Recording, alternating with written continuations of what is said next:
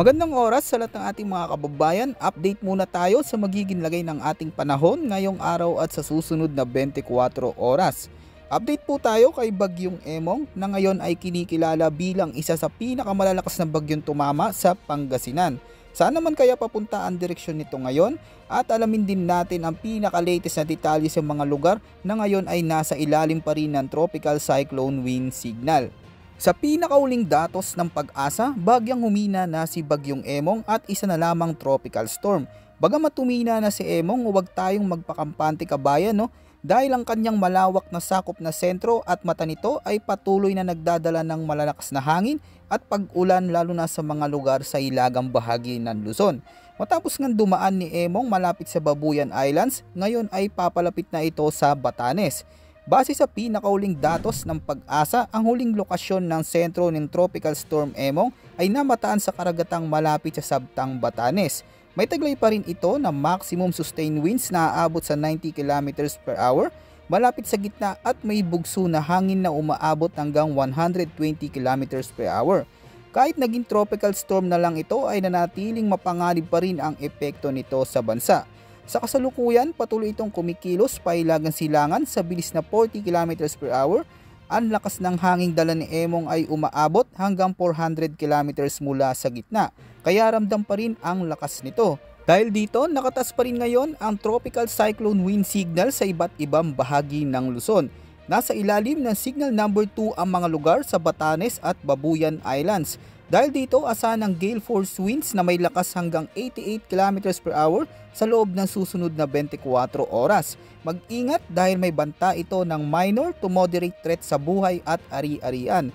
Nasa signal number 1 naman ang mga lugar sa Ilocos Norte, Apayao at mainland Cagayan. Asahan ang bugso ng hangin na aabot sa 61 km per hour sa loob ng 24 oras. Posibleng magdulot ito ng minor damage lalo na sa mga may hinang instruktura. Alamin naman natin ang heavy rainfall outlook na inilabas ng Pag-asa ngayong araw.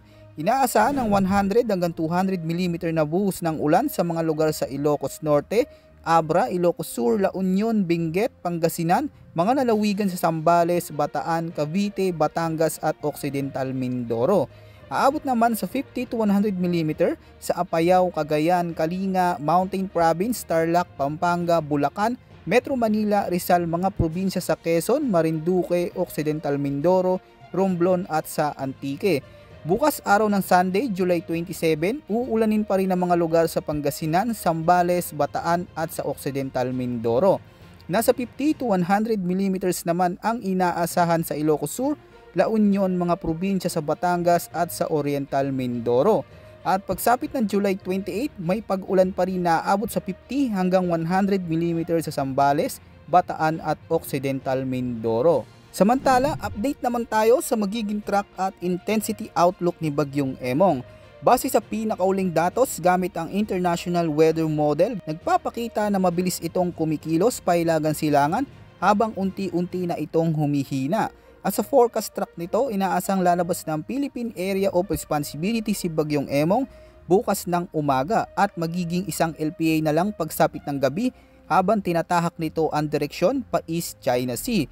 Kahit inaasang lalabas na ng PAR bukas si Bagyong Emong ay maaari pa ring magpalakas ito ng habagat sa mga susunod na araw na posibleng magdulot ng malalakas na ulan sa kanlurang bahagi ng Luzon at Visayas.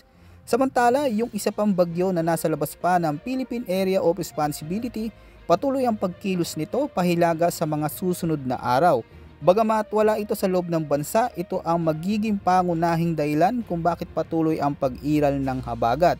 Kaya't importante ang patuloy na pag-antabay sa mga susunod na weather forecast natin dito sa ating channel. Yan muna ang ating pinaka-latest weather update at ulat panahon. Ito po ang inyong weather forecast ng bansa. Maraming salamat po at maging alerto sa lahat ng oras.